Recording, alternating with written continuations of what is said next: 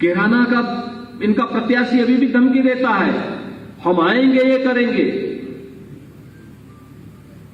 यानी गर्मी अभी भी शांत नहीं हुई है। और इसलिए भाइयों बहनों, ये सोतीगंज जैसी घटनाएं आगे भी चलेंगी।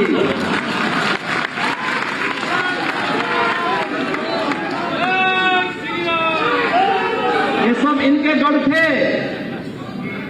जहां पे हमारी जेसीबी और बुलडोजर चलती है बहुत मजबूती के साथ। हम लोग अयोध्या में दीपोत्सव का आयोजन करते हैं, बरसाना में रंगोत्सव का कार्यक्रम करते हैं, और वे लोग सफाई महोत्सव मनाते थे। अंतर देख सकते हैं ना, सोच देख सकते हैं। सफाई महोत्सव मनाते थे, हमने दीपोत्सव का आयोजन अयोध्या में किया। तो अयोध्या जाने में संकोच करते थे। हमने कहा संकोच कैसे, अयोध्या की पहचान तो भगवान राम से ही है, और आज अयोध्या में भगवान राम का भव्य मंदिर का निर्माण भी हो रहा है। वे तालिबान का समर्थन करते हैं, लेकिन हमने कहा कि तालिबानी मानसिकता उत्तर प्रदेश के अंदर नहीं पनपने देंगे, कठोरता से उसको कुचलने का कार्य करेंगे।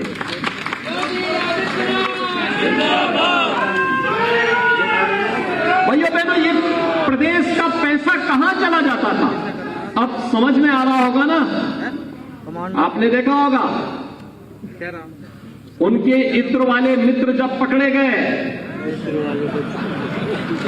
और इत्र वाले मित्र के घर से जेसीबी लगा करके हमने दीवारें तोड़ी। जेसीबी मोटी मोटी दीवारें, आरसीसी की दीवार थी। जेसीबी को पहले होल किया गया, फिर उसे तोड़ा गया, और तोड़ करके जब उस पैसे से देखा अंदर तो नोट की गड्डियां की गड्डियां भरी पड़ी थी। पूरे प्रदेश को लूट करके भर के रखा हुआ था इन लोगों ने। हमने कहा ये सब नहीं स्वीकार होगा। वे लूटते थे गरीबों का, विकास का पैसा लूटते थे, गरीबों का पैसा लूटते थे।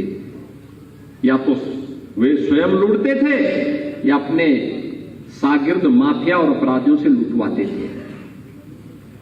माफियाओं को तो हमने पहले ही ठिकाना लगा दिया है,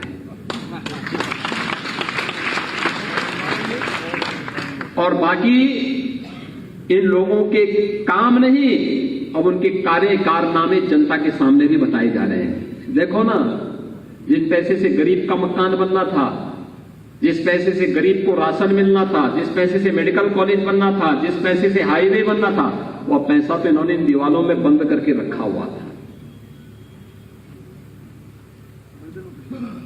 आज वही पैसा निकल रहा है, तो आपके सांसद एक एक सड़क को हाईवे बनवा देते हैं।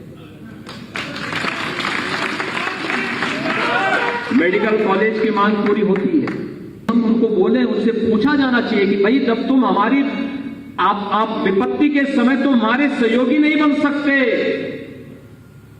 तो चुनाव में समर्थन देकर के भूल हम कैसे कर सकते हैं, कैसे कर सकते हैं। ये लोग तो आज भी पश्चिमी उत्तर प्रदेश को मुजफ्फरनगर जैसे दंगों की ओर धकेलना चाहते हैं। बराबर उसी प्रकार की साजिश, लगातार उसी प्रकार के षड्यंत्र, कैसे कैसे चेहरे इन्होंने चुनावी मैदान में उतारे हैं, कैसे कैसे लोग हैं। किराना का इनका प्रत्याशी अभी भी धमकी देता है, हम आएंगे, ये करेंगे। यानी गर्मी अभी भी शांत नहीं हुई है।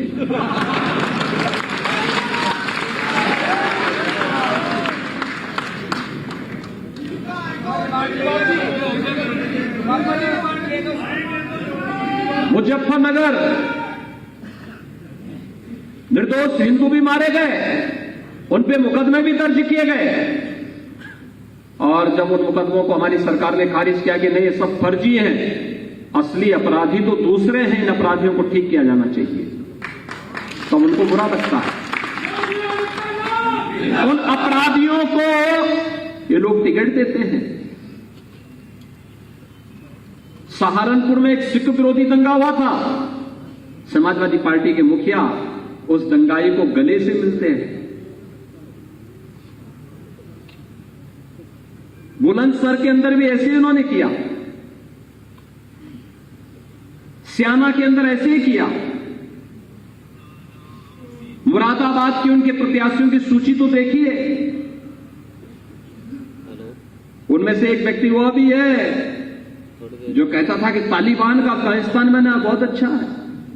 तालिबान का मतलब आधी आबादी का विरोधी, मानवता का विरोधी, बेशर्मी के साथ उसका समर्थन कर रहे हैं और समाजवादी पार्टी उनको प्रत्याशी बनाती है। भाइयों बहनों, इनकी कोई विकास की सोच नहीं है, ये विकास कर भी नहीं सकते हैं, विकास उनका एजेंडा ही नहीं था। उनका एजेंडा तो एक सुनिश्चित योजना के अंतर्गत था और वह एजेंडा था लूट खसोट का, भ्रष्टाचार का, अराजकता का, गुंडागिर्दी का, दंगों का। यही तो करते रहे 5 साल तक। 4 बार समाजवादी पार्टी को प्रदेश के अंदर सत्ता में आने का अवसर प्राप्त हुआ था और 12 से 17 के बीच में तो इन लोगों ने जो किया, मुझे लगता है कि कोई भी स्वाभिमानी समाज इसको कभी भूलेगा नहीं, भूलना भी नहीं चाहिए।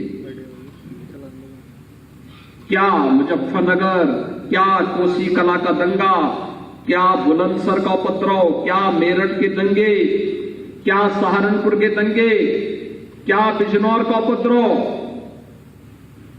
कोई जगह खाली थी क्या? हर जगह तो रोज दंगे होते थे, रोज होते थे। विकास ठप पड़ा था, अराजकता चरम पर थी। आज तो शांति है, आज तो दंगे नहीं हो रहे हैं, आज तो अराजकता नहीं है। आज तो किसानों को अपने खेत में अपनी मोटर सेट को बचाने के लिए, पंपिंग सेट को बचाने के लिए नहीं जाना पड़ रहा है। आज तो बिजली की समस्या नहीं है। हमारी सरकार ने तो बिजली भी दी और बिजली के दाम आधे भी कर दिए हैं। इनके समय में तो अंधेरा ही था, अंधेरे में रहने के अभ्यस्त थे, बिजली नहीं देते थे। भाइयों बहनों, इनका विकास का जो मॉडल था वह विनाश का था, नकारात्मक था, अराजकता पैदा करने वाला था। और यही कारण था कि विकास का सारा पैसा बटोर करके या तो अपने नेताओं के घर में भेजते थे या फिर माफियाओं के हवाले करते थे। और अगर कहीं थोड़ी बहुत कहीं लगता था कि करना है तो विकास का कहां का कराते थे मालूम है आपको? समाजवादी पार्टी की सरकार के समय का केवल एक विकास दिखाई देता, और विकास है कब्रिस्तान की बाउंड्री वॉल का।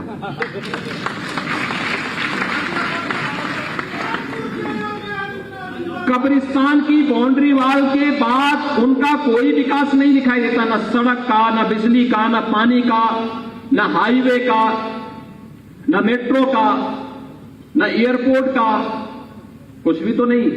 और इसलिए भाइयों बहनों, ये सोतीगंज जैसी घटनाएं आगे भी चलेंगी।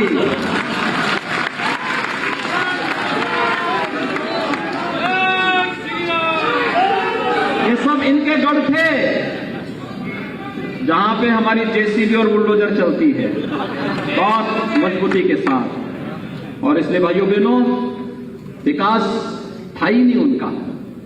हमारे यहां विकास होता है। एशिया का सबसे बड़ा एयरपोर्ट आपके बगल में एक जेवर में बन रहा है। दुनिया की यात्रा यहां से आप कर पाएंगे, कहीं कोई दिक्कत नहीं। मेट्रो से जोड़ने की कार्रवाई कितनी तेजी के साथ हुई है। हाईवे बन रहे हैं, मेडिकल कॉलेजेस बन रहे हैं। 1 करोड़ गरीबों को, वृद्धजन, विधवा महिलाएं और दिव्यांग जनों को हम पेंशन दे रहे हैं 12,000 रुपये सालाना। इनके समय यह पैसा कहां जाता था? समाजवादी पार्टी के चंद लोगों को समाजवादी पेंशन के नाम पे दी जाती थी। हमने कहा नहीं भाई, पेंशन न समाजवादी होती है न कांग्रेसी होती है, यह तो केवल पेंशन होती है, गरीब की मिलनी चाहिए और उनको पेंशन देनी चाहिए। ये राशन का पैसा भी बटोर करके तस्करी के माध्यम से बांग्लादेश पहुंचा देते थे। हमने कहा नहीं, तस्करी नहीं होगी, ये पैसा ये गरीब का राशन है, गरीब को ही मिलेगा। 15 करोड़ गरीबों को 2 बार, डबल इंजन की सरकार है तो डबल बार हम राशन की देंगे। भाइयों बहनों, मैं आप सबसे ये अपील करने के लिए आया हूं,